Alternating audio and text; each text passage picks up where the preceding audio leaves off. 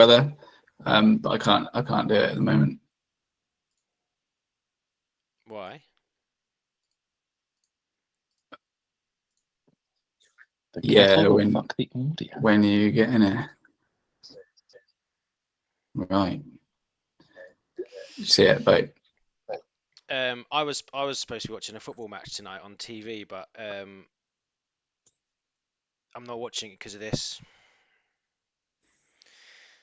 But it's fine. I don't mind. So Paul's saying kids are down, but I'm just making a brew. And I'll be Oh, he's All right, here. lads. Hello. There we are. My number one priority, guys. You have to say talking. I think, as long as we start every podcast in this way, I will always skip the first 20 minutes. No matter how old my kids are. Did you get that on the? That's the sound of oat milk being shaken. We getting that? Yeah. Can you just get the oat milk to say talking? Oh, oating. Talking. Yep. Pouring. To be fair, I listen to lots of podcasts, and the horrible bit at the beginning where they all pretend to have banter, like to a deadline, is horrible. And particularly BBC Sport podcasts are just full of really good journalists who don't have character, trying to banter. Also they have to stick within, decency, don't they? So very decent banter is not ever that funny. And it's really, really awkward and horrible. Yeah, I think we've got the banter down. What you're saying? Headline will work. Yeah. I think if you guys talk over each other every time, that'll work really well as well. Got this. What did either of you say? Now neither of you can talk, can you? That's the other reason to do the separate audio tracks, by the way, because then you can sort of clean stuff up afterwards. But I've had a little bit like this album. I've had slightly contradictory thoughts about the podcasting. I definitely want it recorded, and I do want a historical record of these meetings, which extends to more than just Tim's note taker. But I'm not sure if I'm not sure if it's actually, and I'm happy to publish it, but I don't want it to be something that people listen to. Like, I don't want it to be. It's fine for it to be an organic thing, but I don't necessarily at the moment want it to be. I don't want to have to do any kind of promoting or sharing it anywhere. Do you know what I mean? Yeah, and the editing of it sounds quite tricky as well. But I think there are only about 14 of these where white middle-aged men sit around and talk about the Rolling Stones top 500 albums. So it'd be nice to add to that. Yeah. No, but I agree. It'd be good. It would be good to hone our skills, so we're not just doing the top 10 because everyone's done the top 10. It's when we get down below that we might actually have something to say that people haven't heard. Yeah, maybe we should start with like 500 because all the shit ones will be at the beginning, and then we'll get good at it. Here he is. That's a good idea. Why is he? Sorry.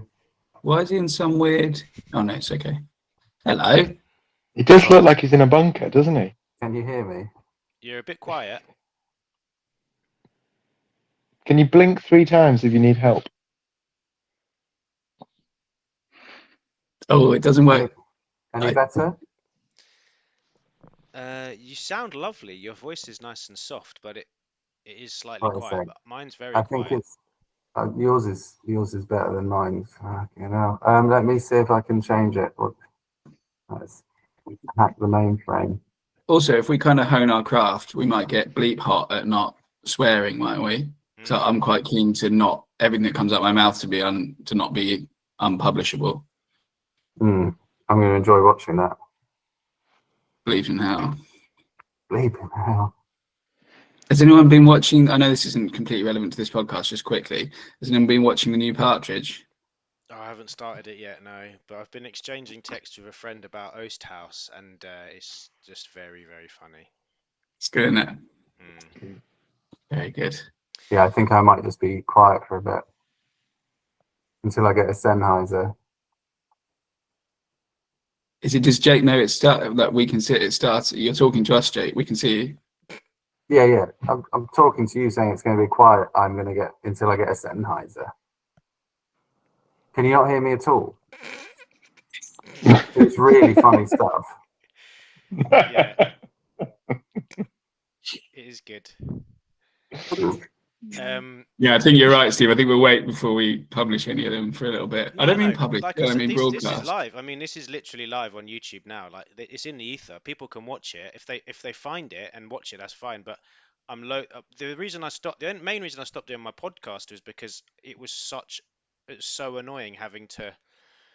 There was a sort of existential question around if you don't promote it and try and sell it to people, not sell it, but if you don't try and promote it, what's the point of doing it? Whereas I think with this, I'm completely happy just to do it and have a nice time and record it. And if people want to listen to it, a bit like the thing you sent me today, I would never go looking for that podcast about Ben being 20 stone, but I really enjoyed listening to it.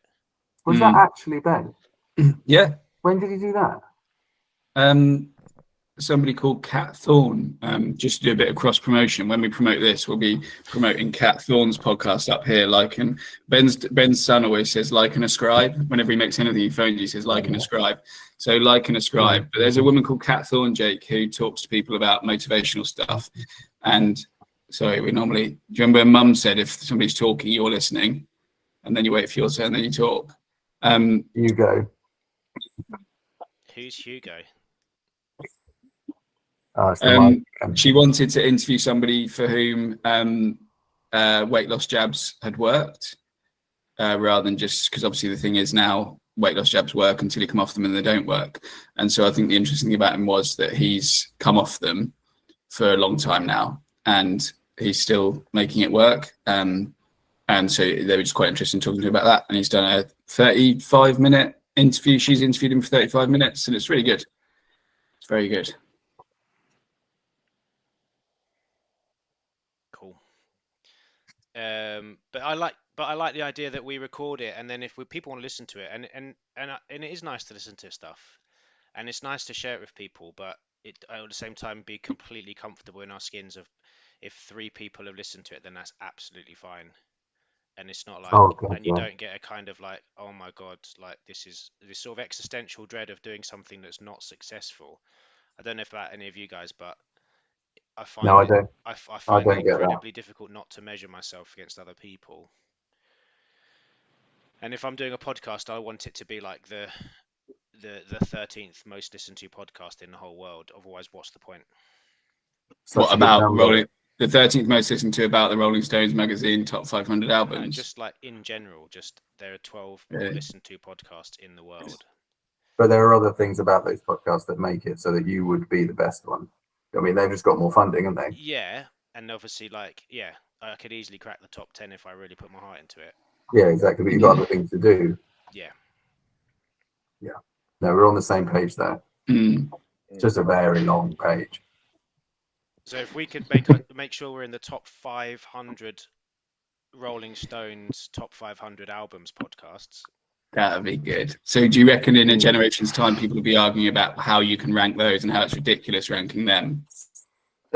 It all depends which ones your mum and dad played you like in the car when you were driving around. Or we could be like 700th, but there's a huge value add to ours. Like ours is a really, really good one, but you just have to really see. You have to really, you have to scratch below the surface. Or you have to get past episode 238. Yeah. Also, what's that really annoying instrument that guy keeps playing on one of the tracks? Oh my god! Wow. So many of these are going to be visual jokes. Did you actually buy that? Yeah.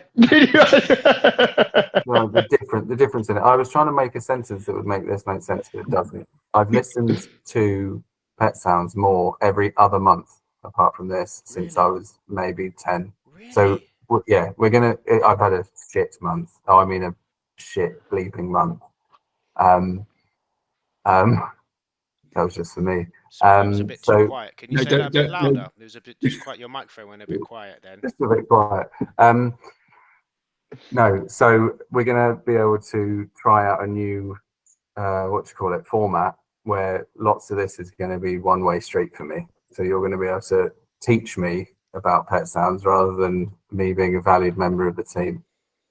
So the Guiro appears in the last track again and does my nut.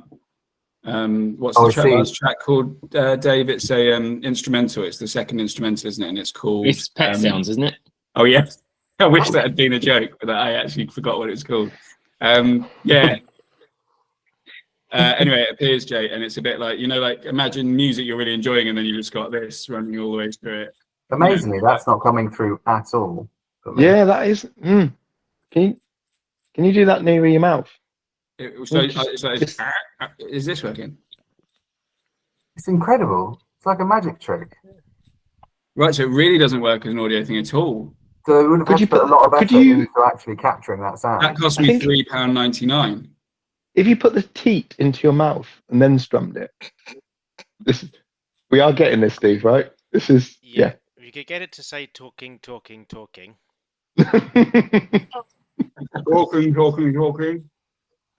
Good. So anyway, so I think we're done now, aren't we? I've stuck a Guiro in my mouth, a £3.99 eBay Guiro in my mouth, and said talking. So that's it, isn't it? Sergio. That's all I'm here for. Sergio Aguero. Aguero! Okay, guys, I'm going to do the intro. I actually wrote a little intro. Oh yeah. Nice. Should I do the intro? Yeah. Do you want me to play the Guiro over the top of it? Yeah, go on. You can do the theme tune at the start.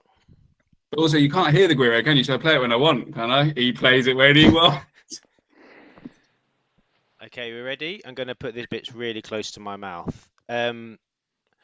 Welcome to a podcast to be named later. We're going to have to come up with a name, but I quite like a podcast to be named later for now. Anyway, I quite like it. Anyway, according to Rolling Stone's top 500 albums of all time, Pet Sounds by the Beach Boys is the second greatest album ever made. Number 2 is the record everyone agrees you're supposed to love, a seminal masterpiece, a symphony to God, the moment pop grew up, pick your cliche, they've all been used. Brian Wilson apparently locked himself in the studio in 1966 and stopped touring and decided to out-Beatle the Beatles. He swapped surfboards for French horns, guitars for harpsichords, and somehow turned Heartbreak into Harmony. The critics heard it and said, "This is the future." The fans heard it and said, "Where are the hits?" Because here's the thing, Pet Sounds is undeniably influential and kind of a drag to listen to. Discuss. It's genius without groove, beautiful but funereal, like a concept album for a hangover. What do we think? What to the intro? The intro is absolutely spectacular. I like that very much. Thank you. I think that's done a lot though. That's pretty. What did Paul just do? I know. He did I'm excited by that too. Hands, didn't he? Oh, did you actually do that in a video? Paul got the clap. Yeah. And let's detract from Steve's really good intro by lots of clap jokes. Hang on. So today we're asking, does the second greatest album of all time still deserve the crown, or is it just the world's most famous homework assignment? Does anyone got anything to bring? Did anyone do anything? We were going to do little expose things. Yeah, can I do something? Yeah, go on. Can I link it with the one we talked about last week, the number 1, according to Rolling Stones, which was What's Going On by Marvin Gaye? And because what I'm really interested in here is what we spoke about last week, was how do you rank albums and why would you rank them anyway? Isn't it a bit of a stupid game? Is it just to keep losers like us together once a month to talk about them? Probably. And we're probably the same kind of people that are buying Rolling Stone magazine. So I found some links between them all, and I wondered what you guys thought of the links. Dads, really bad dads. So Brian's dad, Murray, who was also a musician, beat Brian senseless, made him deaf in one ear, bullied the hell out of him, and it was only once. Steve, why are you laughing? It was only once. They got out of Murray's influence a little bit. And Dave, I'm going to bow to Dave on this because Dave's a bit of a Beach Boys nuts, so he can jump in if I get any of these facts wrong. But I think they'd kind of got out of Murray's grip a little bit, and Pet Sounds happened a little bit out of Murray's grip.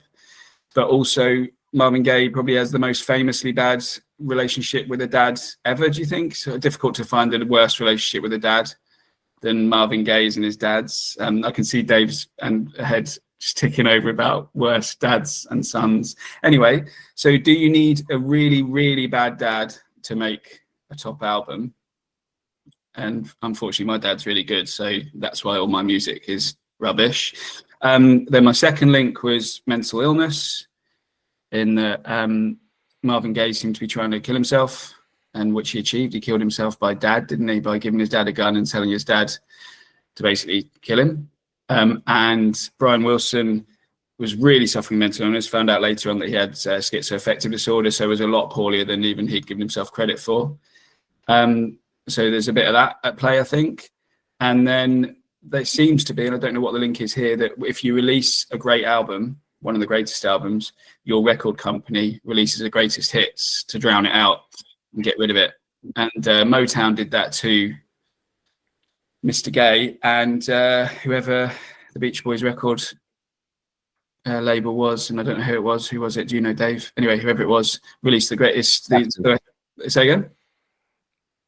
Capitol, I think. Yeah, Capitol released the best of the Beach Boys to drown out this one. And then the last one was, they both came out, and they both, lots of quotes, them both coming out saying, I decided to write one album about the way I really felt. And I've never really said how I felt, and this is how I really felt. And that makes a decent album. So there's the 4 links that I've got of the albums. Let's call it a day. Let's wrap it all up there. I like those 4 links. I wonder whether the mental illness element of it is less chicken and more egg, in the sense that it's almost what drives you to do those things. So you're feeling. I think that most people who put a huge amount of effort into anything, but often I'm talking about music and fame, is that they are lacking a element of what's the word for it? An element of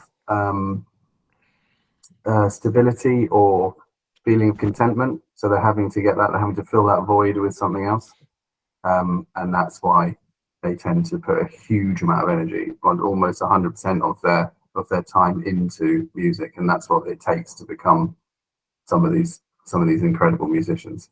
You don't often get part-timers that are putting this much out. You see what I mean? You don't. No, we do. Yeah, just trying to let you speak, mate. Yeah. Don't do that. Always cut me off towards the end.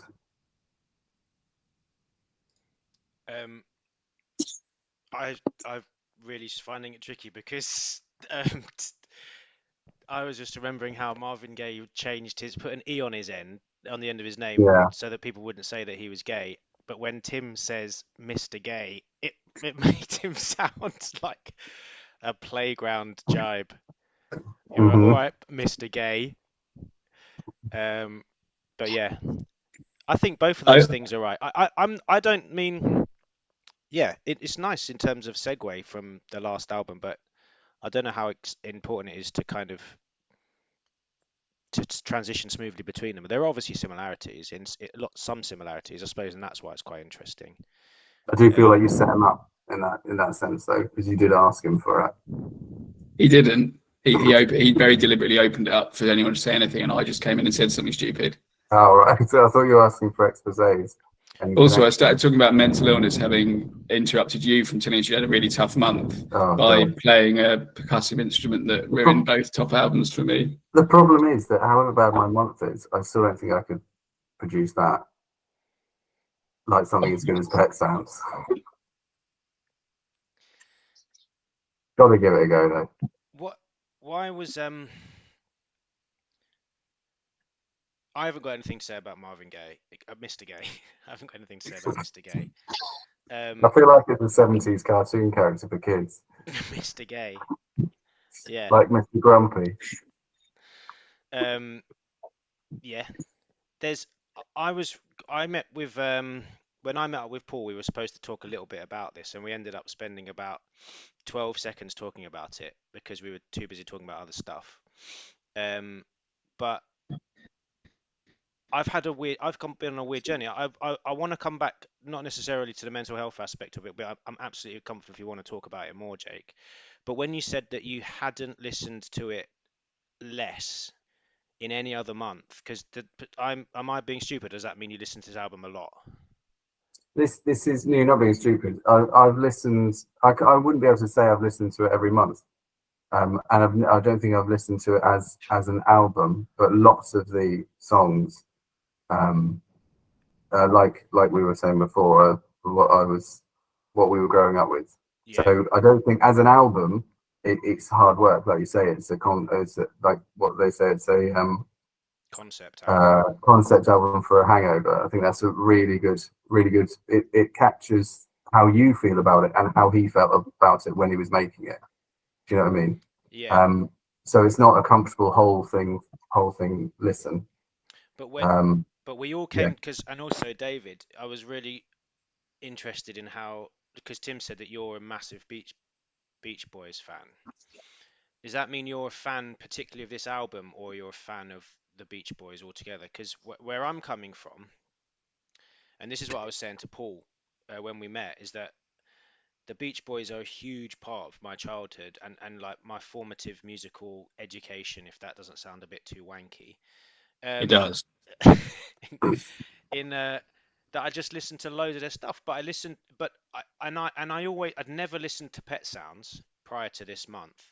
I'd never actually listened to the album Pet Sounds prior to this month, but I just thought that it was just absolute banger of an album that was going to be amazing. I was so looking forward to doing it because I just thought it was going to be amazing. But actually, there aren't that many songs on the album that I actually knew, and I think that's because, and I've since learned about the album, but initially I was a bit disappointed that all the songs that I liked, about all the things that I liked about the Beach Boys, weren't really on this album. There's a couple of songs which are, I will maybe talk about them later, are absolutely amazing. I think they're brilliant songs, but the bulk of the album is stuff which I didn't think when I was listening to it that I was going to want to listen to it that much again. But then a funny thing happened, and I was driving home today. I was at an appointment with my daughter, and we were in the car, and I asked her to put on Pet Sounds, and I'm quite proud of her because she, as a little joke, she just put on some animal noises on Spotify, and then said, "What? You asked me to put on Pet Sounds," which I thought I was quite proud of her for that. But when we actually listened to the songs, I thought it is actually really good. I think it is good, and I think what's happened is that funny thing where you expect it to be really, really good, so you're disappointed, but then you actually realize that even though it's not quite as good as you're expecting it to be, it's still pretty good. I suppose that's the problem when you come to it from the 500 top albums, when they're already putting it in that pedestal, that height, and sort of even we're not even past the top 10 yet. You're always going to be expecting more. I think that's may have explained some of the rage I felt with What's Going On last month, because it was disappointment. It just yeah. You know what I mean? Like the amount of albums you listen to, the amount of songs you listen to that you're like really, really enjoying, and then someone comes up to you and says the second best album in the world is coming up, and then you go, I think I was preferring something else. But that's more of a problem with the top 10, isn't it? Yeah, Dave, that's the problem with the top 10. It's a problem with the top 10, but it's also just a problem with a question. But we've already decided we don't like the whole idea of there being one that's better than another. But I think specifically, so you were talking about my Beach Boys thing. I mean, yeah, I like the Beach Boys and have done for a long time. I think I liked them when I discovered their kind of 70s stuff, late 60s, 70s stuff, when they became very unpopular. And it was quite complex and interesting, and Brian was in it and out of it and all that kind of stuff. And then I kind of almost then went back and then rediscovered the early stuff, the poppy stuff. So I quite like Pet Sounds because it's the it's the borderline between those two in a funny way. You can hear Pet Sounds creeping into consciousness in the albums before, and then you hear how it affects all the albums afterwards.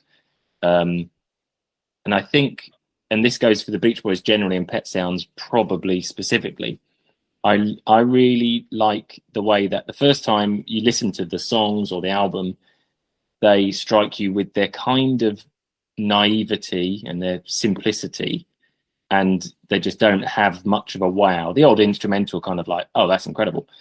But there's something earwormy or familiar or plays on nostalgia that you haven't even built up yet, and it just digs in and it becomes pleasing in a familiar way, in a way. Well, certainly that's the way I experienced it. There's a bit of a childishness to it that slightly creeps me out.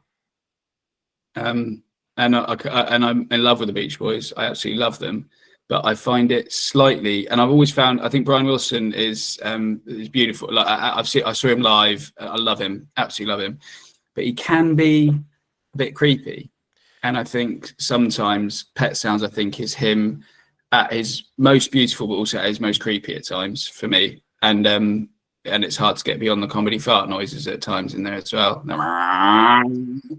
Do you think he's creepy? Do you think they're? I think that naivety.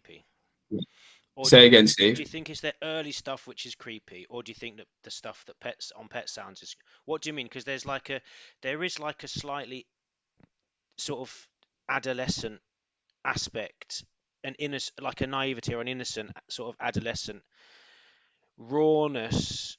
I mean, to the early stuff, in that it's quite throwaway and it's quite simple. It's quite base, isn't it? It's Lenny like, you're an attractive woman and I want to have sex with you. You've got big breasts. You've got nice hair. Do you know what I mean? It's in their early stuff. But is that what you mean by creepy? No, I mean in Pet Sounds particularly, where what is he, 23 years old, and I think his mental illness is peaking, isn't it? Or he's just about to go into his Dr. Landy period, isn't he? Is that right, Dave? He's not in that yet, is he? Is it Landy? It's Landy, yeah. You won't get to Landy for about 4 years, I don't think. 4 or 5 years, maybe. Okay, we'll cut that out then. So he, I feel like he's a little bit Lenny from Of Mice and Men in this album, a bit like he's a bit singing about emotions. He's got no understanding whatsoever, which probably is quite an amazing thing to listen to because he's 23-year-old bloke and whatever else. But I just sometimes, that's what I find creepy. I sometimes think he doesn't really, I mean, to be fair, the words are written for him by Mattel's jingles writer, aren't they? The Tony, is it, what's his name? Ash? Tony Ash, is that right? Well, you're saying like he's emotionally maybe a bit too much to this podcast. Say again, Paul. He looks disappointed with himself. Sorry, I feel like I've possibly been contributing a bit too much so far. But yeah, I was gonna ask this. Like Tony Asher wrote, because I didn't know this at all. But he wrote a lot of the lyrics, I think jointly, partly, and I just, the one thing I knew about Pet Sounds, that it was like Brian's deeply personal album. And then when I found out that someone else had written all the lyrics before it, I was like, I don't know.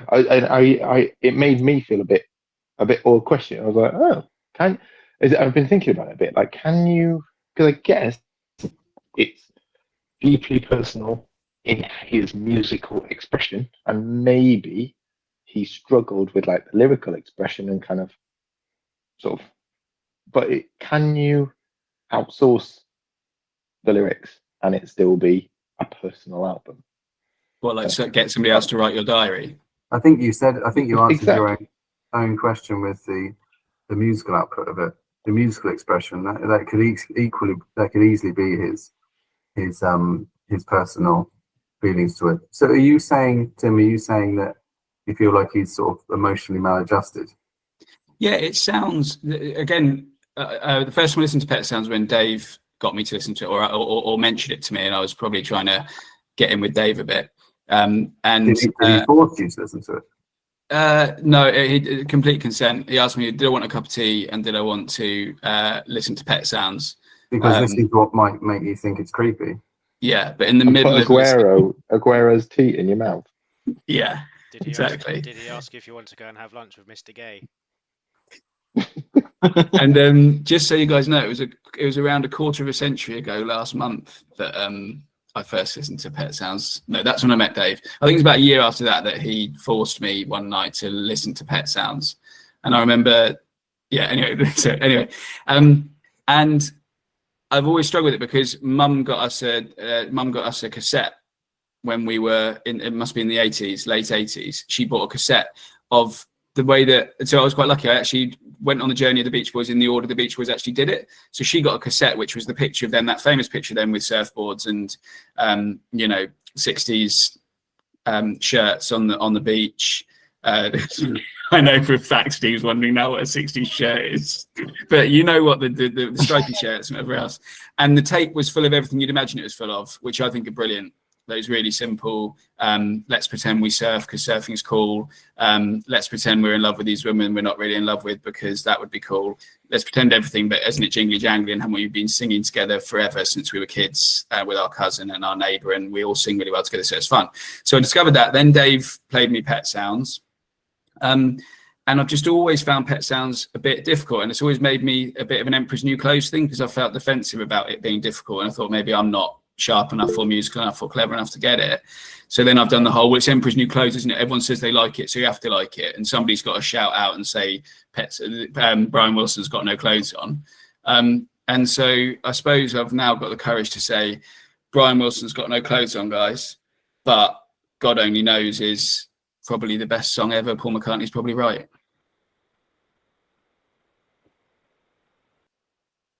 Paul's muted himself because I don't think he can believe I've shouted Brian Wilson's got no clothes on. I think it's so we're all coming back to this thing where we have a relationship with the Beach Boys music that sort of predates listening to Pet Sounds as an album. Like obviously there's God Only Knows and there's Sloop John B and there's Wouldn't It Be Nice that are obviously on all the greatest hits albums anyway. So we all knew those songs, right, before we listened to the album. But there's a lot of stuff on there that is not on any of their greatest hits, right? There's a lot of stuff on there that just doesn't really transcend this. That isn't part of their well listened to canon. Like if you type Beach Boys into Spotify, lots of these songs aren't going to be in the top 10 or 15 songs that you hear on Spotify in terms of the most listened. And rightly or wrongly, that is probably how we digest an artist's canon now, isn't it? It's sort of like the number of listens that we've heard on Spotify. But I think you can get over this thing that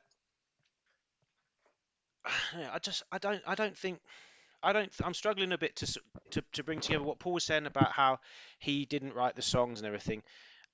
It seems like he was obsessed, and we're coming back to his mental health. He was sort of obsessed and incredibly insecure in his songwriting status and his music producing status, and he wanted to sort of he wanted to make the greatest album I've ever made, but there was this well-known rivalry of the Beatles, right? This sort of backwards and forwards thing. I think that he was doing everything he could to produce a really well thought of album, that he was trying to impress other people, and so that the fact that he got other people to write stuff for him, I mean, I don't think he cared if it was genuine or not. I don't think he was trying to be authentic. I don't think, because the whole thing about them playing these ditties when they were growing up and these sort of very sort of mainstream poppy clean cut Californian boys who were like singing in the shirts on the beach, and that wasn't genuine. It wasn't authentic. That was them just sort of, they were making mass produced pop. So I don't think he had any. It's kind of like how if One Direction, yeah. I don't think any of the guys in One Direction come out of One Direction thinking, oh, I just want to make really serious music now. I want to be taken really, really seriously. Do you know what I mean? Or like someone in a mass-produced pop group doesn't come out of it thinking, I'm going to be I want to do this thing. If someone came out and said, say someone One Direction came out and said, I want to make the best album ever made. This kind of like that, isn't it? That's what the Beach Boys were. That's what they represented in the sort of in the music industry. They were not a serious band. They weren't writing their own songs really. They weren't. Do you know what I mean? They weren't really involved hugely in the production of their own music. I don't think. This was a bit of a sort of. This was a sort of a sort of divert. This was a fork in the road kind of moment for him, isn't it? He kind of went off by himself, and he didn't even get them to play instruments on the album, did he? He kind of got other people in, and this is like a solo project basically under the umbrella of the Beach Boys. Yeah, once you get out of the control of the studio and you have the independent choice about exactly what you do, it doesn't matter who you bring in. It's still your choice. It's still your personal creation. If you use other people's ideas, it's still your personal creation because you've chosen to use those ideas. You see what I mean? Him producing a personal piece was more about his control that he lacked when he was doing all the stuff that the studio was telling him to do. You see what I mean? Like you were talking about with most pop bands and that sort of stuff. You're doing it to a formula. You're doing exactly what other people want and all that stuff. So I don't think personally it matters if someone else is doing the lyrics, someone else is doing the songs and all that sort of stuff, because you're choosing to do your own thing. Do you know what I mean? So even if you're choosing someone else to do parts of it, it's your choice. But it didn't. That's what I mean. I don't think whether or not it matters to us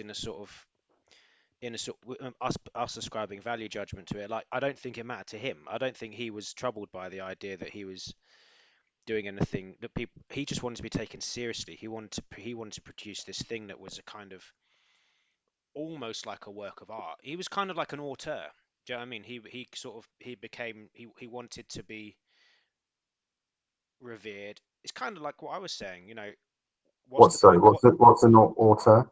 Like a river auteur or a sea auteur. It's because Steve's from Hackney, so he says it like that. Like a sort of a creator. He wanted to be seen as a sort of an artist, as opposed to he was creating music as art rather than as pop music. Do you know what I mean? He wanted to write serious music, which would transcend pop music and gone into the sort of be accepted as something of more artistic merit, which I think he thought that probably some of his peers were being taken seriously and that perhaps he was not. But what is it? What is it? Pops, you're ruining our podcast. No, it's good. This is the kind of stuff. This is what it's like. What I was saying. So, you know, at the beginning, I was saying, well, what's the point of making a podcast if you're the 700th best podcast about the five, you know, in the world, right? What's the point? And I think this is what he thought of. It's like, well, what's the point of doing what I'm doing if people don't take me seriously? He wanted to be taken seriously. He was obsessed with this idea that he had to create something that was worthy, because he'd made stuff that was not. I don't think it was sophisticated enough for him. I've just realised what you've done. It's literally just dawned on me what you've done. You're the Brian Wilson of this podcast, and we're your idiot Beach Boys, who you've kind of written all the music and we've turned up. And if we're doing that, then I want to be Dennis Wilson, because he's by far the coolest. Jake can be the funny looking one, Al Jardine. Do you want to tell us about your dog? What's that dog? Is that... Dave's doing his Mike Love impression. If you've seen Mike Love dances with talking about creepy, Mike Love dances with the hourglass thing he does if he ever sings about a woman, he does an hourglass. It's really nice when you see it. It's really lovely. Is that true? Sorry, I need to know. Yeah. So give me a good looking lady, and you didn't give us the chance to give you anything. You just took it over. Yeah. Can I? Yeah. Do you think there's an element of these artists that think that are confident, so they think they're going to be remembered, or they're attempting to make the best of something. So you have to have a level of arrogance. Do you think they look back at the classical, like the uber famous, the Beethovens and the Mozarts and that sort of stuff, and look back and think that they want to be remembered for as long as them, for the same kind of shift in music that they did? So for instance, when Beethoven went from the classical era of music, and he started doing the Romance era of music, and literally pushing that and changing music to the point where it became less of a stolid music for entertainment. For entertainment purposes, and then made it into more of an expression of individual tastes and individual, like he completely changed it, and he's known for changing that hundreds of years afterwards. Do you think these people with this much drive, this much of a narcissistic complex or an arrogance, actually look in to those people that were hundreds of years ago and say, I want to emulate that, so I want to change it so drastically that I will be known for this? You see what I mean? So that's why it sounds so odd. That's why it sounds like a little bit like a concept piece for a Hangover, because he's almost trying to make it so different that he'll start his own, that it will be what people look back on 100 years ago and say it completely changed music. Do you know what I think about?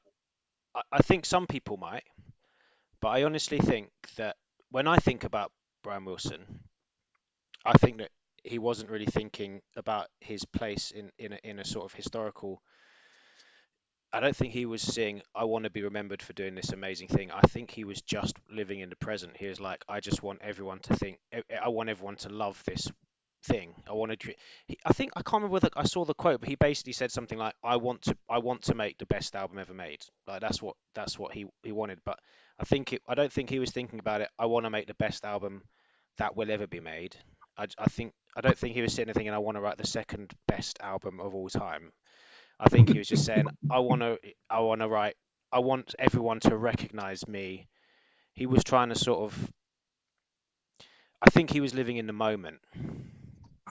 I wonder what metric do you think he was using for the best album? What do you think would have made him go, yes, I did it? As in, sorry, what would have made him say, like, yes, I've created the best album? Would it have been commercial success or what's it called, peer reviews? And do you know what I mean? Most comedy fart noises. Well, he fucking nailed that. Well, still second. Bleeping. Nailed it. Do you think it would be the commercial success though? Because didn't his wife say though that like the fact that it wasn't a success was something that he basically just didn't recover from? That actually his wife at the time, that I think he wanted it to be like highly personal, but he also wanted people to love it. And when he didn't, that I think from what I read that really like did knock him and knock him. Yeah. Do I have to have listened to the album to get that joke? Caroline, no. No, that was just me. That's me like slightly casually putting a lifetime of serious mental illness as. I see what you mean. Yeah. I like the idea that he took a knock. I like the idea that you're putting air quotes on something that made no difference. I mean, different. Do you know that he said that when he was recording it, he felt like he had a halo over his head? That was a quote. And didn't was it? I can't compare back to Marvin Gaye because Steve thinks that's a crass thing to do. But was it Marvin Gaye who said that he felt like God was writing his album? I think it was. I think Marvin Gaye said he thought God was writing his album, and Brian Wilson said he had a halo over his head when he was recording.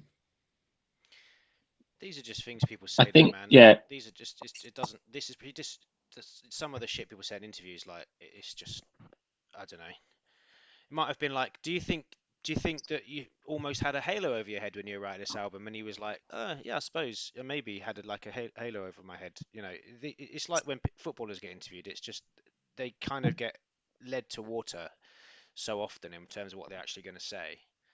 And it's a sort of like you just create the open goal and then they kick it into the net.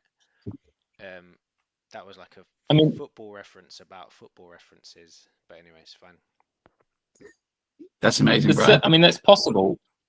That is possible. I think there is an element of Brian before the album and certainly after the album.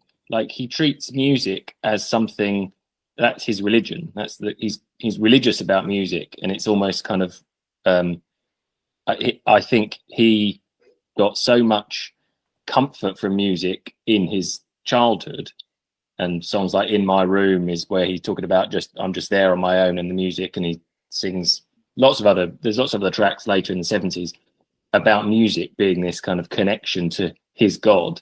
So I wouldn't be surprised if he did talk about Halo, because I think, and that's why I think where he literally went out to find a lyricist, he went out to find the best musicians, because he was creating something that it had to be perfect. He was creating his own Bible, and he needed the best cover and the best leather and the best calligraphy and the best of everything, because he was creating an offering to kind of the musical gods. And I think his instrument essentially is the studio. And this is probably, and again, a little bit like Mr. Gay, he was successful enough for the studio to let him loose, and then he grabbed it and created something the studio didn't really like, but something that he just kind of had to make. And I think it was I think I don't think there was arrogance there.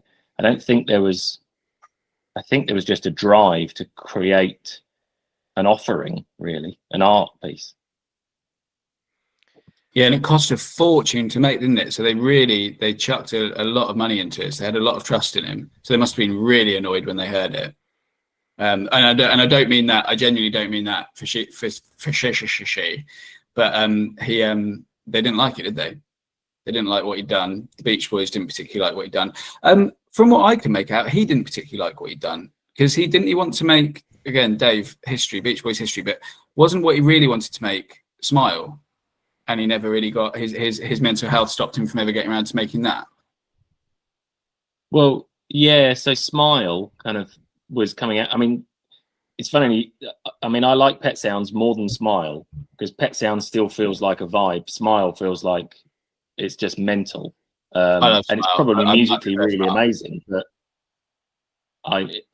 say again. I much prefer Smile. I love it. It smells like Hero. Okay. Yeah, that's like Heroes and Villains, and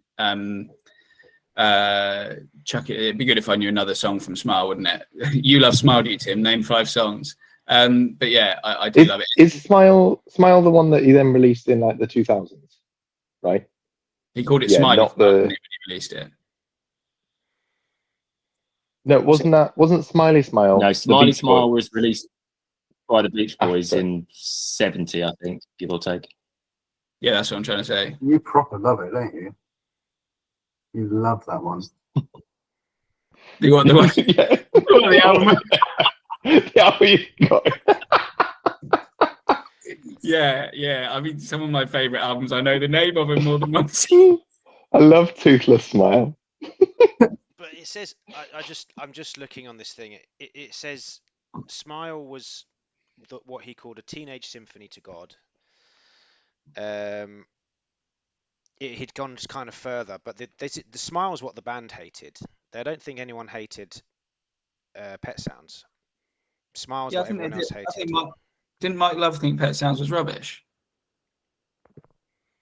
I don't know.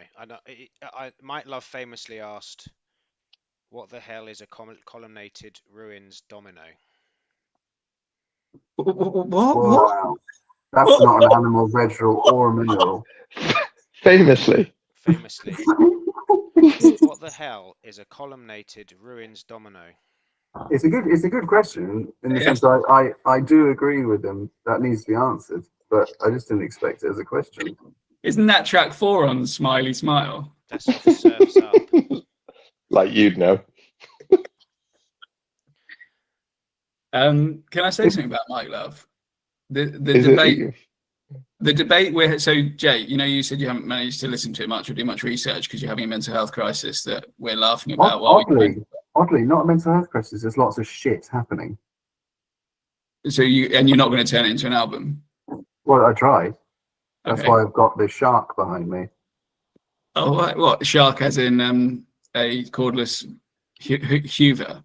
Cordless back, yeah, and I've been learning about Beethoven to see what I can learn from him. Brilliant. So I'm going to talk about Mike Love. I did have a bit of a joke to tell, if you don't mind me telling it. Does anybody mind me telling my joke? I would love you to have segued it like that. So yeah. Pet Sounds Golden. is so good that when Al Jardine took it to, it wasn't Al Jardine, when Bruce Johnson took it to Britain and played it to the Beatles, I'm already loving this. the Beatles, they You getting this, Steve? I wish you had the note taker, because Oh my god, this is the best bit ever. they listened to it. They listened to it twice. It's only half an hour long, so they listened to it twice. Right? John and Paul then walked out of the room and wrote "Here, There, and Everywhere," and that's 3 songs. So they must have really liked it Oh, because it's here, there, and everywhere. you do the joke equivalent of that question about collimated. But do you know what I've done in that? I've told a joke, decent joke, homemade, and I've given you a bit of history. You sure it's homemade? It sounds like it was written by like a professional comedian. You've just Yeah, and copied it. also it was too polished. You practiced it too much. It needs to come off. It needs to roll off your tongue like it's. What you need to do is sort of you yeah. need to fumble the delivery so we think that you've just workshopped it. Mm. Can you Oh, play Anyway, Aguero? Can you play? yeah, but you can't hear it, so it doesn't work. But otherwise it would really work. No, but then just to carry on with the history lesson. They released Pet Sounds. The Beach Boys, they only released Pet Sounds because he's heard Rubber Soul. His mates played him Rubber Soul and he's gone off and had a big old cry. Yeah, so Again, this is the doesn't thing. This is the really interesting thing. That's what we're talking about. Sorry, I interrupted you, but this is yeah, what you it's all do, about, yeah. isn't it? Go on. What the interesting thing is what I'm trying to say while you talk over me. Yeah, that's the one. And then the Beach Boys hear Pet Sounds and they make Beatles. Sergeant Pepper. The Beatles. Oh god. And they make Sergeant Pepper. Alice Saladin. This is why we do rehearsals, guys. And they make Sergeant Pepper. And then the way I'm doing, I know the inflection of my voice sounds like the Beach Boys then respond to that. But actually, Brian Wilson's had such a breakdown by then. And they've got the talentless Mike Love in charge that they don't actually have a riposte to Sergeant Pepper. Isn't that when they make your favourite album, Smiley Smile? But I don't think the Beatles cared about the Beach Boys. This is the thing; it's all inside Brian Wilson's head. Like the Beatles were apparently they were obsessed with Dylan, and they were obsessed with trying to. Their beef was with Dylan. Their kind of motivation was to outdo Dylan. But didn't Paul McCartney say the remnants of a domino? That the best song ever. I can confidently say no. Sorry, Jay. Listening time. That Paul McCartney said in the best one and God Only Knows song. That's a tune. That's a banger. Did he say that's a banger? That's a I banger. think that, hold on, slightly more coherent way of saying that isn't Paul McCartney said that God Only Knows is the greatest song ever written? That's So what I think they did have. I think there is I don't some know. kind of like I didn't think there mutual was much beef. thing going on with between them, but I don't know. It was interesting. I think also like the Beach Boys released this, and then their kind of fortunes sort of they'd peaked by this point, and like their fortunes kind of like were then on the slide, whereas the Beatles were kind of going up. So it almost feels like is this like a point where they still do cross over in their sort of like they're both at the sort of top level of popularity or whatever, but for about a year, and then the Beatles kind of just keep going and sort of forget all about the Beach Boys really after this point. I don't know. Is that right? Steve, are you just googling if the Beatles had a beef with Beach Boys? I'm just having a look. Yeah, but Yeah, as much as I'm loving this like sort of like ignorant idiots not really knowing anything, banging on about the Beach Boys as if anyone ever wants to listen to it. Dave, did the Beatles like the Beach Boys?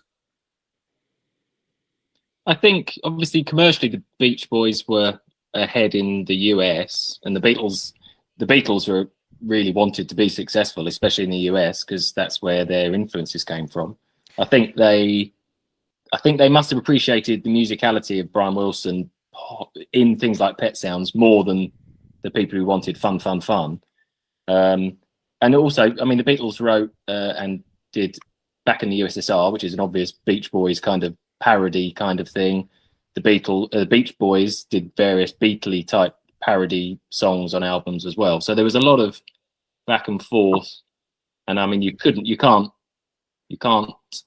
discount the popularity of the Beach Boys up until about 65, 66. They would have been the only contender in the US charts to the Beatles. In 65 and 66.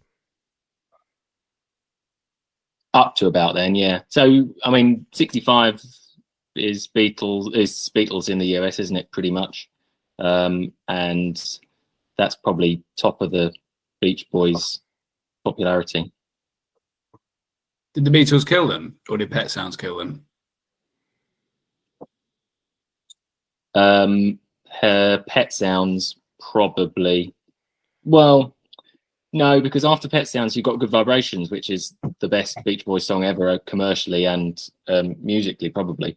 But I think anybody who was successful in the early 60s was never going to be successful in the late 60s because the world had turned.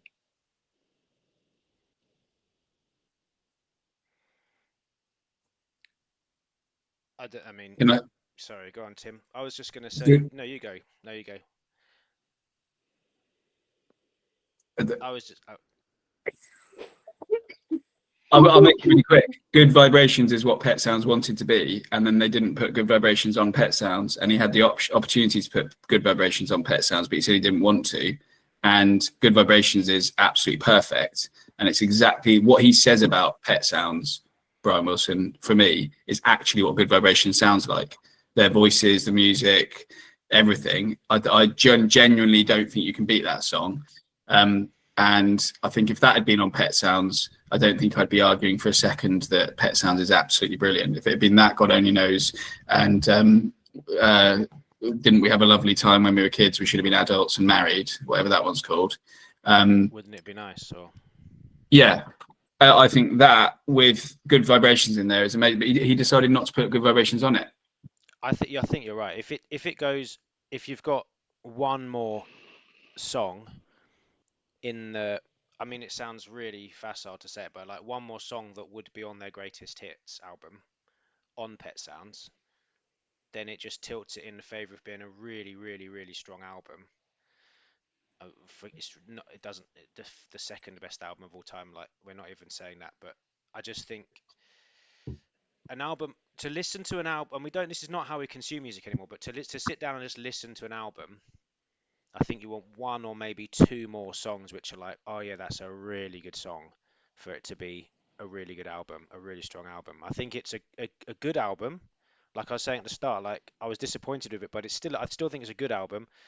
I don't think it's a great album. I don't think it's an album that I'll go back to and listen to lots and lots in the future. If it had one or maybe two more good songs on it, I might just like sit down and listen to the album. Does that make sense? Mm-hmm. Yeah.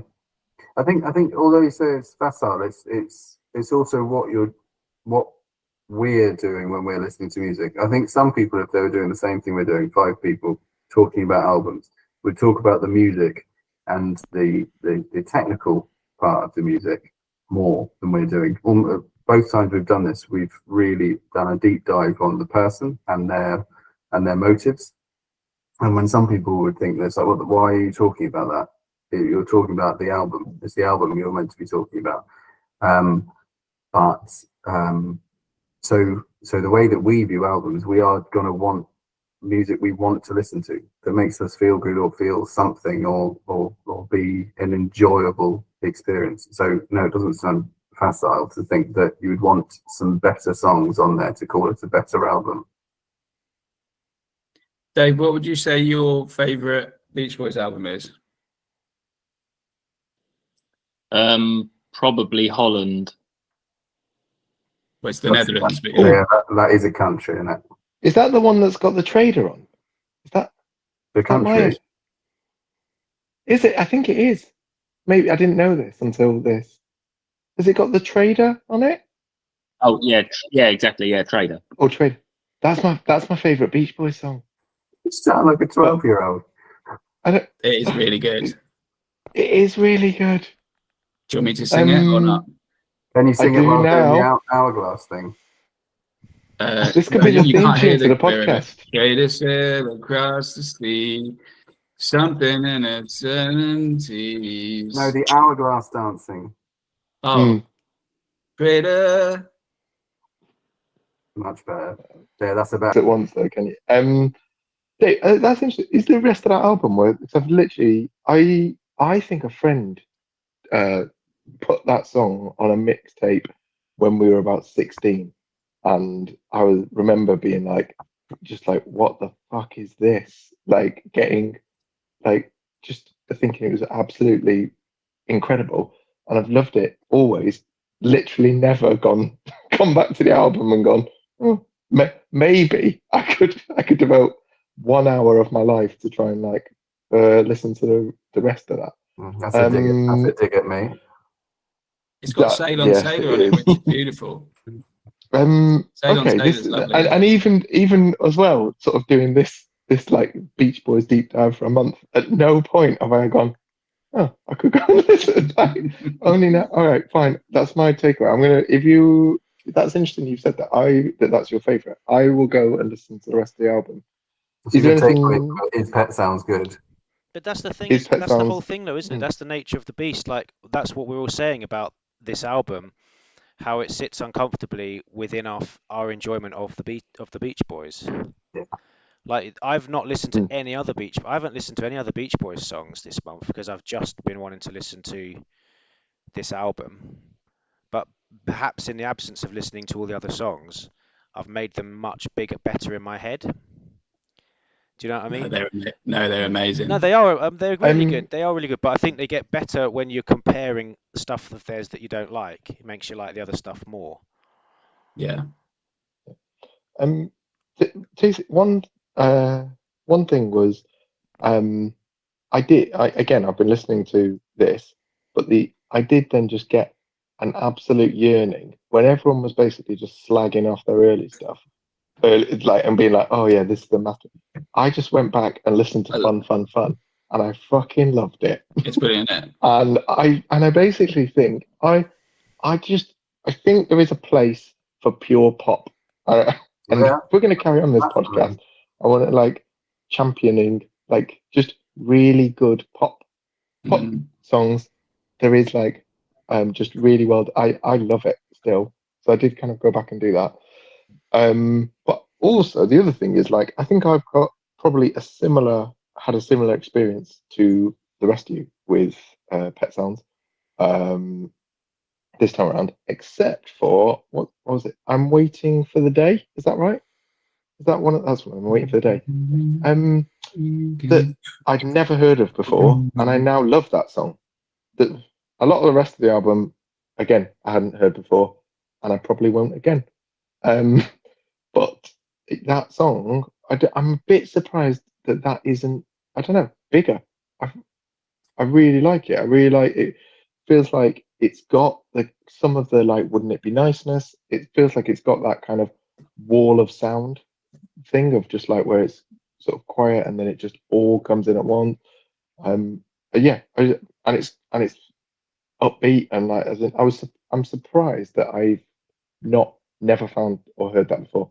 I don't know if anyone else like it or had any kind of like knew it before or know anything about it. I've got no comment to make. Well done for talking though. I'm going to mute you. There's a Phil Spector song, the one with the word baby in it. What's that one called? And Brian Wilson says he listened to it every day of his life. And I can't tell you if that's true. Be My Baby. Be My Baby. Yeah, because that is absolute. That's the whole thing. They're all like. Yeah. Are you saying Phil Spector's creepy? I won't have that. That is it. But that's another pure pop. Like that is an incredible pop song. Should we? And it's very, sorry to interrupt again. Should we go through the album one track at a time and just say our reflections, very like brief reflections on each song? What, Brian Wilson's favourite album, which was Phil Spector's Christmas album, which I've been listening to this month and is really good. Oh, that's depressing. September, October Christmas album. It's Brian Wilson's favourite. Can somebody say something about keyboards so I can tell you my favourite story about this album?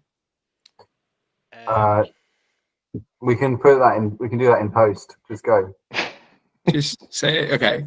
Were we talking about keyboards? Did anyone hear that story about the keyboard? Tim, have you got anything to say about that? Yeah, you know, they use the Wrecking Crew as their musicians, which in itself is very rude because he basically waited for the Beach Boys to be out of town and then made an album with them out of town, which I think he did because he was a bit scared of them and a bit scared of his dad, so he wanted to make the album without them around. Anyway, he brought the Wrecking Crew in, who instantly didn't call themselves the Wrecking Crew. Brought them in, and this really talented keyboard player, who I should have got his name in, because I'd be a more interesting person if I could be more accurate, but a really, really talented, fantastic keyboard player. He tells a story of Brian being so fussy with it, where Mike Love had called him dog ears because he could hear quarters of semitones and all that kind of stuff. And he was having to play the same chord all day long. Has anyone heard this story? Is this on something we've all watched? He was having to play this chord on the organ all day long, the same chord, play it again, play it again, play it again. And Brian's whizzing around the Wrecking Crew and going, play it like that, do it like this, man. Let's have it like that. Whoa. And then, quick, the Beach Boys are coming. Get this album done. Let's get it in the can. They're coming. And he's doing this chord, and he gets so bored of doing it that he somehow like places his fingers wherever else, and he falls asleep on the organ. And he said he was asleep for about 5 minutes, and then he hears Brian come through the thing going, "Great, you got it!" And he like wakes up, and that's it. Here, there, and everywhere. 3 tracks in one go. It sounds apocryphal, but I mean, I'll take it. Well, he told it about himself. I don't think you can tell apocryphal stories about yourself, can you? You're calling him a liar. Can I run one past it? I heard one. Again, I just heard it or saw it somewhere, and I'm not sure how much truth there is in it, about relationships disintegrating between Brian and the record company. And then he went to one meeting with the record company with a tape machine and just played 8. He had 8 recordings and he would just choose one of the responses and play them back. He didn't speak for the whole meeting, but just played one of 8 recordings to the record company. I heard that on a podcast, I think, and I was like, "Oh, that sounds like a well." And ought to have helped that guy. Well balanced, yeah. But that's quite a baller move, though, isn't it? It feels like it just wasn't made for those times, doesn't it? Should we go on to going through the track listing, Steve? Yeah. I've done that for us, if you want. Yeah, go on. Let's have it, Paul. Hold on. I've got it. Oh, it's there. I don't think it's called Wouldn't It Be Nice, Incredible. That's No, Wouldn't It Be Nice? That's incredible. You Still Believe in Me? That's awful. Oh, you've actually done your bits to it. Oh, wow. Yeah. Wow. This is my summary. Yeah. One's called Okay. Awful. My favorite ones, Don't Talk, Put Your Head on My Shoulder, absolute dog shit. Come on. Yeah. That's not me somehow both boring and annoying. Let him read it out. I want to hear it. I can't see the chat. I like when You Still Believe in Me, Awful, Make Me Cry, that fucking horn. I know, exactly. Just structure-wise, that's enjoyable. So can I get this straight? Paul's made 1-word notes on each track, and you guys are reading them off the chat. Yeah. This is some of the worst content I've ever heard in my life. Well, if you want, can you tell us your joke again about the Yes, the here, there, and everywhere? Well, it's a bit like a joke. It's more of a vignette. But I think I'd have to say my favourite album was The Best of the Beach Boys. Oh my God, I knew it. It was always going to come in. Who's that behind you on the green screen? Are you asking me? Yeah. That's incredible, Jay. I love how. Yeah. Do you mean the goat? I didn't think he was asking Paul. No. I don't know the goat's name, if that's what you're asking. What's the name of his What's the name of the animal on Caroline No? Did anyone find that out? What, this It's beagle? his Banana dog, the isn't it? This beagle? is actual dog barking. It's Yeah, Banana the I beagle. think That's who this is on my top. Is it You called seem, Banana? Yeah, his beagle was called Banana. This you is the seem chill about that. Detroit. This is the Detroit Lions from What's Going On. Marvin Gaye joining the Detroit Lions, or trying to join the Detroit Lions. You're gonna have And to this, get a much. You're gonna imagine how big your hoodie's gonna be by the time we get to Is sort of this- album number 500. that I'm going to have to get bigger hoodies off of putting on so much weight. But yeah, so I think it's kind of an excuse. this is. Seem- Why did it? Does anyone know why the dog and the train? I don't know if we. Basically, what? Basically, I fucking hate it. But Oh, I'd like to know that there is some. No, so Caroline No is a song I don't absolutely hate. I find it a bit interesting. I don't love it, but I find it a bit interesting.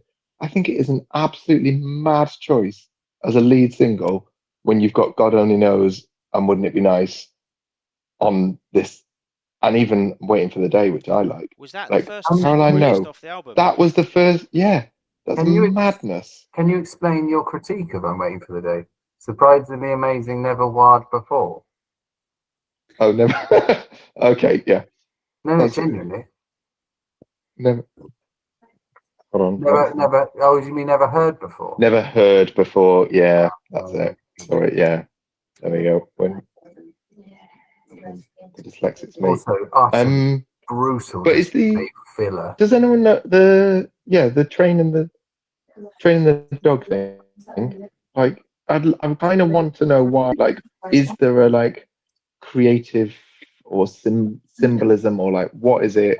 I don't like, as in, I'd like to know that there is a reason for it being there. And I have a feeling he said that it was something like it was the feeling of travel or escape or getting away, something like that. What, Dog on the Train? Just The well, train. I think the dogs are barking at the train as it's going. I don't quite understand the Isn't dog. that Mm. like that's The his idea. childhood. That's like he remembers, like that's the noises from his childhood because he used to live near a train track, isn't it? And that's the thing.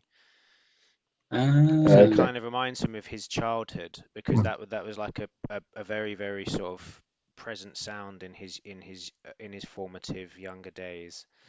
I'm not sure about the dogs barking, but that's his dog, isn't it? He actually took the dog into the studio and they actually got it to bark in the studio. And It's then he got- Banana the almost like- Beagle. and then It's he got almost like the sounds of his pets. his pet sounds. But beagles put on a lot of weight. It's very easy to keep very hard to keep beagles the right the healthy weight. Thank you so much for taking the heat off me. Mike Love called it Pet Sounds, and that's almost. isn't Did your goat isn't just there a kiss bit of your head? debate about the Pet Sounds thing? Isn't it a bit? No, there's like a few theories about why it was called Pet, and a bit like what you know when you were saying earlier, Dave, that like about how it was his, like, I don't know, like almost like his gift to the gods almost, and needed to get everything right, including the cover. And but actually, like, the cover, I think he didn't have control over that. Like, I think when you were saying it was like the package, the album was his bit, but I think actually the marketing of it, what I heard was just like they literally just went down to a zoo, took some photos, and then like it's been widely considered one of the worst. Yeah, Covers go all and the time. spot by that goat. Done it in one take, Brian. Yeah, it is mad that that and again the whole Pet Sounds thing doesn't seem to, I don't know, have any sort of like particular symbolism or Does anyone relevance. know anything about Sloop John B for particular symbolism? It's a Caribbean sort of Sea shanty slave sort of hymn, thing. isn't it? Yeah. They liked one of them liked the recording of it by another band, and Brian wasn't that keen on recording it, but they kind of twisted his arm, and he did. I think it was Al Jardine liked it, Dave, or something, and brought it to Brian. Yeah, Al Jardine was quite folky, really, and yeah, I think he brought it to Brian. Is that not How sort do- of wanting to be taken seriously and like kind of a nod to a kind of, I suppose it's a bit after the folk scene, isn't it? It just seems a little bit like I really like the song. I used to sing it when we used to sing it at primary school. It was like a sort of round. It was quite nice. Yeah. And I do like it, but it's a bit. It's quite a like. It's just a little bit, isn't it? Just trying to be a bit special and exciting and different and cool. I don't know. Is the thing about were the Beach Boys ever cool? Would they have been cool in '65? No, they've always. Oh, I were really they a like bit them, but I like don't One know. Direction cool? They weren't hit. Like, They weren't. That's the thing. I think they don't think they were taken seriously. But Were they like were they sort of teeny boppers? Is that in the sort of One Direction thing? Would they been teeny boppers in the mid '60s? I don't know how I don't know if we can compare it. The times are so different. I don't know if you can compare it, but I think they were acceptable poppy mainstream filler, weren't they? They were just But hugely radio. successful. Yeah, no, hugely successful, but they weren't serious. They were just charming, but they were shallow. It was just pop, wasn't it? It was just this. It was just. I wonder how many more albums will be in the top 50 or so, which are as old as this. I don't imagine there'll be many, because I think the album as the Beatles are obviously going to be in there from 63, 64, but albums were a new phenomenon. The Beach Boys existed as a singles band, really, and it was a world where their visuals, which is another reason why the album cover is so dreadful, because they lived on their visuals that they put out, and maybe the odd TV appearance, but it was all radio, so it was just a very different era. So they could be really successful, but I don't think they were cool. They were clean cut and they were good fun, but they were never cool. Yeah. In not edgy, like sort of almost the Status Quo band. No, there's a band called Status Quo, isn't there? You can't really call people Status Quo bands, can you? Like Dire Straits. Sorry, I can't do that again. I haven't got another one in me. Everyone's thinking. Yeah. Mike Love said he would have improved. They did nothing in excess, did they? Yeah. Yeah, that works as well. Yeah. You too. Hey, Whoa. that's really good. Oh, Joni Mitchell. I'm trying Yeah. to think, but my head's just a blur. Oh God, this is brilliant, isn't it? How much fun are we having? We should record this. Yes, This is the best bit by a mile. Look, Brian Wilson's kissing my head. Anyway, Mike Love said he would have written the line, and I think this sums Mike Love up in his difference between him and Brian Wilson. He would have written the line, "God only know." No, I may not always love you. He'd have written as, "I know I'll always love you." And I think that just epically misses the point, isn't it? And it's brilliant. It's just like, it's like having say that after the fact as well. Yeah, just like having a talentless cousin that gets in your way all the time, just constantly when you know you can achieve more. And can I tell you another story, like personal? If you would need anything for the podcast, edit this in, Steve. Like a personalized story, making it about something that people can recognize. I once said to I'll say, because I'll assume people listening don't know that my wife's called Charlotte. I once said to my wife, right, ready? Somebody say, is there any time in your life when the Beach Boys were particularly important, something like that? Keyboards. like I said, we can do it in post. Okay. I once said, I was really moved by God Only Knows. And I once said to my wife, do you know, this is exactly what I feel about you.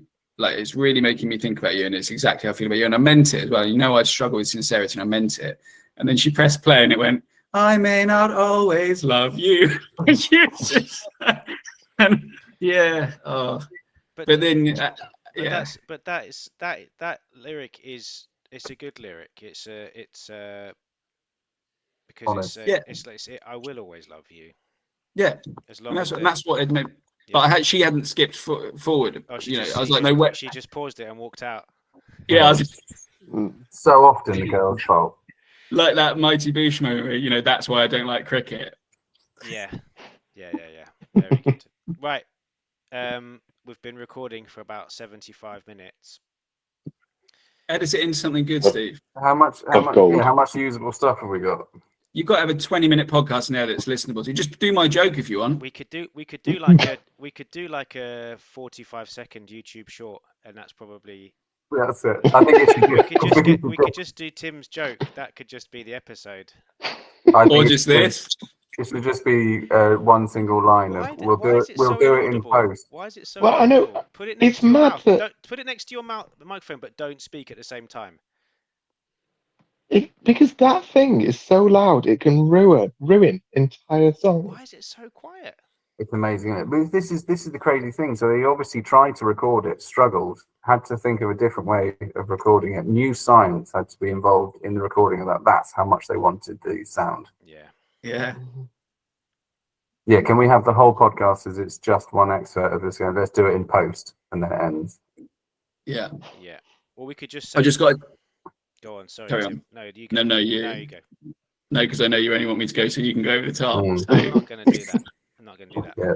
Oh, Paul, you go. you treat. I feel like you're Murray Wilson and I'm Brian Wilson right now. That brings that. There you go. That's our callback to my point about dads that you didn't like, that you rubbished. No, Steve rubbished the mental health thing. He doesn't care about mental health. It was the dad that he enjoyed. Actually, because you guys love like all the story behind the person, and also love a bit of death and that. What is the deal with the Manson stuff? I haven't really got to the bottom of it. Like, and I know you have. Was he involved in the old Manson stuff? Which one? I'm waiting for Dave to younger tell brother. you because Dave knows it better than me. All right. Go on, Dave. Yeah, all right. Well, it was Dennis was involved with Manson, and I think they used to kind of hang out and like jam together. And then there was a song that Manson showed him, and then Dennis kind of stole it and changed the lyrics, and it's on an album somewhere, I can't remember. And Manson went mental. That his music had been changed and stolen. And I think he kind of moved into Dennis's house, and they couldn't get rid of him. So Dennis Wilson just left, and Manson like squatted in Dennis's house for 6 months or something until he like went away, and then shortly afterwards did all the bad stuff. So yeah, there was quite a connection. Yeah. Thanks. And listen to I Can Hear Music, their cover of that, and Forever, and Disney Girls. They're my favorite Beach Boys songs. Dave, when you were talking, you said about how they got together and they'd get together and like jam and stuff. And I just thought of them sitting around thinking like, jam. I really like jam. And I thought that'd be I just couldn't stop thinking about it when you were saying it. I didn't really hear what you said because I was too excited about them just sitting around and go, jam. I love jam. I like the idea that just after that he did the bad stuff as well. Yeah. So he's just loving his He was such a nice guy. He liked jam. He loved jam. He just came out and chatted about jam, and then he just did that. Strawberry jam. He wrote on the walls in jam. In jam, yeah. Yeah. Oh, look, there's Alex. There she is. You got any strong opinions about the Beach Boys? Al, do you want to hear a Beach Boys joke? I'll say something about she's- keyboards. she's one. Right, guys, I think what we should do is all say goodbye, and then we don't actually have to stop the recording, but like anything afterwards, people can just pay extra for, and we just do the thing where it's like the Yeah. outtake. So we say like, all right, what is the next album? Joni Mitchell Blue, Joni Mitchell. which I am Steve, do going an to Steve, write an outro each time as well, 'cause your intro is really good. Write an outro, do an outro. I haven't done an outro. We'll record it later on your own. Can I apologise to all of our listeners that I didn't listen to the album once this month? But what worries me more, I understand you didn't listen to the album once because I don't know, you're having some sort of crisis, and I should be. I got made redundant. All right, he forced it out of me. just so you all know, that's not completely true. There's lots of questions around that. Paul, I know you're an empath, but you'll struggle with this. Don't worry about him too much. He's not telling the truth. Truth. That's Right. 100% true. 17th November. Okay, we'll deal with it. This is probably a bit much for the. This is like this is a bit creepy, like Pet Sounds. Is this meta? This is it. I listened to it. Okay, but what worries me is I understand you didn't have time to look at to listen to the album. I'm not quite sure why you didn't look at the cover at any point. No, that was a bit, wasn't it, mate? Yeah, but this isn't what's behind me isn't the cover. It's just part of the same photo shoot. You fool. I think at the very least you could have sewn a beagle onto your hoodie. Remind me of a 14-year-old that's going to his first party that's involving alcohol, and you just bought all the wrong things. No, I'm ready. Yeah, you remind me of someone who didn't even read the invite and that. Am I right, guys? Can't believe you didn't actually buy a musical instrument but send it back because it didn't actually make a noise. Oh my god! I never used to go to teenage parties where they didn't send out invites. Can you please pop that on the Amazon review? It doesn't make a noise over video call. Well, you're lucky because next week is your favourite album of all time. Yeah, it's very good. Joni Mitchell's Blue, which Jake loves and his wife hates. Oh, And not only does she hate it, she thinks he's a bad person for liking it. Absolutely hates it. I didn't know that. It's a whiny little B word. Can Kate join the next one of these? I would love that. I'd love that. Not now. Jake's just called her a whiny little B word. No, Joni Mitchell. You think Joni Mitchell is? Tim, what's your patch going to be for the next episode, or do we have to wait and see? Well, do you want to know about the patches? It's already blue. Somebody say, Tim, what's your... Oh, good one, Jake. Somebody say, Tim, what's your patch going to be for next episode? We have to wait to find out what it's going to be. I genuinely, my rule is I don't know till I get about 2 or 3 weeks into listening to it. I let it come to me. Can't be obvious. I don't want... It's not meant to be a jumper with just the album covers on. Jake hasn't even seen the album covers. It's meant to be... Each one's meant to represent a little story that tells me about the album. So when I come back to it and look at it, I'll remember, oh yeah, do you remember Marvin Gaye was going to be the Detroit Lions? But Banana the Beagle was Banana the Beagle's quite peripheral. Is that just because of our WhatsApp conversation? Well, I quite like a dog, didn't I? I mean, I would suggest that just sewing little badges onto this is one of the weirdest things you've done. That I've done. Exactly. I think you're like, obviously you're a weird guy, right? But in like a quite straight-laced guy's like disguise. But this is I think this is pretty left field. Can you I like it a lot, but it's not what I expected. Can you point the camera down so we can check that you're not standing in sand? Oh, good one. Oh, that refers to, in case you made it to a podcast, that refers to Brian Wilson putting his piano in sand so he could feel the sand running through his feet. Well, you're shouting now. I've actually had I thought about 3 weeks ago, I thought I'm going to do this, so I'm just going to do a little bit. I've actually had a letter from a listener. Do we need to set it up? How do we? What do you want us to ask you? Have you had anyone had any listener contact? Anyone had an email? Have you had any emails this week? Yeah, I've had a letter from a listener. It says, "Dear Tim, unfortunately, this will have to remain anonymous. Sorry, I can't think of a good reason. I'm sorry your podcast hasn't started yet. You're the best one. Lots of love, Anon." Oh God. The pauses have been tough this week, real tough. Yeah, I would prefer a little bit more cross chat than the quietness after after people stop. We could put some canned laughter in. Do we have to say like and ascribe? Like and ascribe. Why don't you? I tell you what, Jake, for a giggle, you should listen to the album this month. Here we go. Thank you for not only not caring about my redundancy, but telling everyone it doesn't exist. Dave, tell us something else interesting about this, because we've all talked over you and you're the one who's got the most interesting thoughts on it. As an outro. Yeah, you do the outro. Oh, well, okay. I'll do a bit of an outro because I think I like it more than everyone else. But that's interesting because I quite like it. So I'm going to say I think it is worthy of being one of the greatest albums because it is listened to best as an album and not as a collection of singles. Because as a collection of songs, it's pretty weak. But I think the songs help themselves because they sit next to each other. So there is a concept there of love, lorn, hangover-y, sudden bursts of amazement and kind of young love, and then it all falls away again. So I'll say I think in its defense it is a standalone piece that's probably better than the sum of its parts. It's a coherent work. It's definitely it's a coherent, like you say, a collection of songs that go quite well together. I don't know. I think I'm a bit disappointed with it overall. That would probably be my sort of abiding. That's my 2 cents. It's a bit disappointing.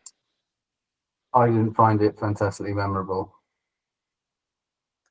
When I choose music to listen to when I'm cooking, I never shout out, Alexa, play Pet Sounds, but I very often shout out, Alexa, play other Beach Boys stuff. Playing songs by Beach Boys from There Spotify. we go. Can you hear that? Yeah. Yeah, Alexa, Yeah. stop. That was Yeah. brilliant. We I can't didn't hear even you. practice that We bit. can't hear you, Guero. Yeah, it's funny. Did you hear that though? We can't hear your Aguero, but you can hear your Alexa assistant. You're so happy with yourself. That was brilliant. That was such a clever thing to do accidentally. Sometimes I'm like literally my best friend. Have you ever listened to it the way that Brian Wilson wanted it listened to? He wanted it listened to with the lights turned off, with headphones on, and I've never listened to it like that. No. Dave, you've listened to it like that, haven't you? yeah, Jimmy? I have. Yeah. Yeah. Was Well, you know- it Pet Sounds or was it Pet Sounds or was it Smile that you wanted like that? Yes, that's a dig at me, isn't it? That's bringing that back on purpose because you know. Or wasn't it the best of, Tim? Yeah. My takeaway was I can't think of many albums that I found so polarizing for me personally.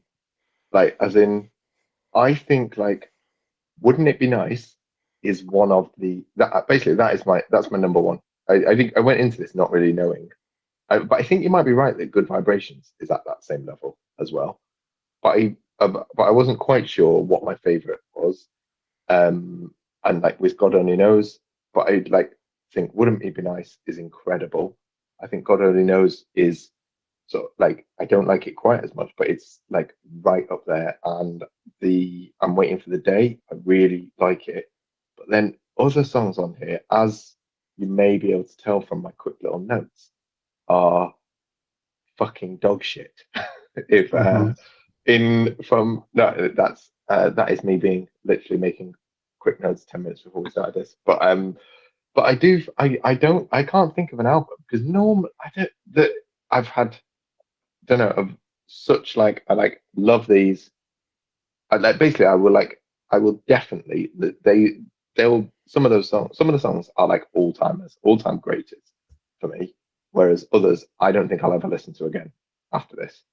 And I can't really think of many albums where I've had like such a sort of variable response to them. Yeah. I can't think of many other albums where I think, yes, that could be one of the greatest songs of all time. And equally, I will never listen to that again unless. Have you ever listened to Cat Stevens' Zipso? Alice went to see Cat Stevens the other day, and I finding my little funny joke is just that every time I ask her about it, I call him Krista Berg. Nice. Well done. Just on purpose. Actually, it wasn't on purpose. Finding that a little bit funny, just for myself. Yeah. I'd say, where's your bike? True. Yeah. I think that's all the content we needed. Right. Yeah. Yeah, We got the 45 seconds I think in we the do. can. I think That's still recording. I think I'm not planning to edit the podcast. You said, "Oh, we'll edit that bit out, or we'll edit that bit in." I'm just to let you know, I'm not going to really edit it.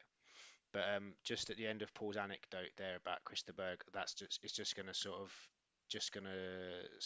fade out to the end of that. Mm. Can we keep the bit where That's Tim? not. Can we not fade? That's not a cuss. Can we fade some Krista Berg in? Ending. Yeah. Can we do like riding home for Christmas, like in at the end? Yeah, I think that could work really nicely actually. How did we think it went? I was worried about this one for obvious reasons because I hadn't done my homework. But I still think that, well, I know it was enjoyable, and I still think that there was an element of my input that was useful, because coming from a position of talking about music generally, and also being the sort of sponge for all of your information, was quite useful. Yeah, you were like the unemployed everyman. Yeah. But Steve's just staring at me rather than saying yes or no. I think just reflecting on what you said about not having done your homework. I think this is one where you could completely not do your homework and just arrive for the test, and you'd be fine on the test. Mm. Because you know it so well, right? There's so much. Like if you hadn't listened to the last album, you'd be fucked, I reckon. Yeah. You wouldn't have been able to say very much at all. But You've been thinking, what's going on? Yeah. But if you're talking, Literally your best contribution. But for this one, you'd be like, well, yeah, Pet Sounds. Yeah, you'd be like, I don't know. Let's have a look. Let's look at Paul's thing. Hang on, let me see. You'd be like, great obvs, but wouldn't it be nice is better? To be fair, that kind of level of analysis. Mm-hmm. You think wouldn't it be nice is better than God Only Knows? Yeah, I do. I really like Wouldn't It Be Nice. I think I'm willing to die on that hill. I think it's the peak of creepy. That. No, I think it's not. I think it's. I think that it's quite. That's the thing. I think that it's. I think it's quite risque for them. It's not just like, oh, you're a girl, you've got hair, you've got breasts. It's actually like, it's slightly more growing up. It's like, actually, I'll be like, oh, I can't wait till I'm like, we're not teenagers. I'm looking forward to actually having an adult relationship. Do you know what I mean? For me, it's the exact opposite of strumming my pain with his fingers. And that you listen to a song sometimes, like, yeah, that, like the way observational comedy works. Yeah, that's how I've experienced life. That's amazing. Somebody else experienced like me. I can't remember ever as a kid thinking, wouldn't it be nice if we were older, or all that stuff? Like, then we can be married. I just think, I don't know. Maybe it's just because it didn't. Well, what's the opposite of striking a chord? It did the opposite of striking a chord with me. Yeah, muted chord. That comes from someone who's lost, though, isn't it? Oh my god, it looks like Paul's got bells. Oh yeah, doesn't it?